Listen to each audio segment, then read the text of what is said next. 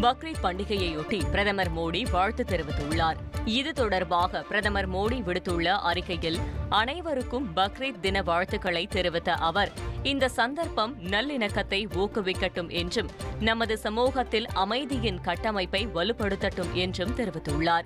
மேலும் அனைவருக்கும் நல்ல ஆரோக்கியம் மற்றும் வளர்ச்சிக்கு வாழ்த்துக்கள் என்றும் பிரதமர் மோடி பக்ரீத் வாழ்த்துக்களை தெரிவித்துள்ளார். பக்ரீத் பண்டிகையையொட்டி தமிழகம் மற்றும் புதுச்சேரியின் பல்வேறு பகுதிகளில் சிறப்பு தொழுகை நடைபெற்றது. மதுரையின் பல்வேறு பகுதிகளில் உள்ள திடல்கள் மற்றும் பள்ளிவாசல்களில் பக்ரீத் பண்டிகை சிறப்பு தொழுகை நடைபெற்றது. இதில் ஏராளமான இஸ்லாமியர்கள் பங்கேற்றனர்.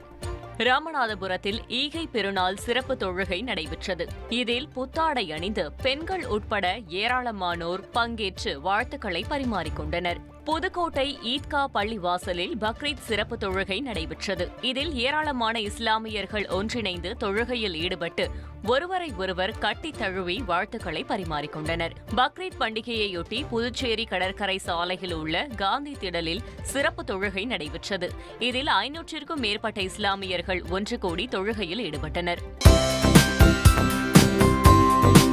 தந்தி டிவியை உங்கள் கேபிள் டிவி ஆபரேட்டரிடம் இலவசமாக கேட்டு பெறுங்கள். செய்திகளை உடனுக்குடன் தெரிந்து கொள்ள உடனே சப்ஸ்கிரைப் பண்ணுங்க.